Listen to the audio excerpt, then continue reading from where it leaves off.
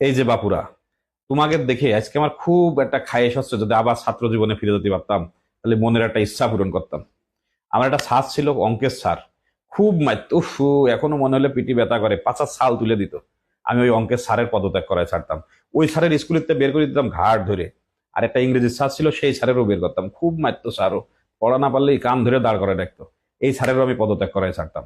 আজকের দিনে তোমরা যা করতেছো, এটা একেবারে ভালো কাজ। স্কুলে কলেজে স্যারই ঢুকতে দিবা না।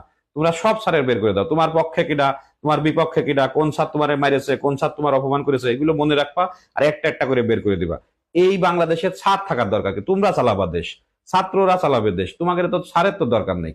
স্যার গেলে সব বের করে দাও, স্যার গুলো বের করে দাও, মান অপমান যা ইচ্ছা করো।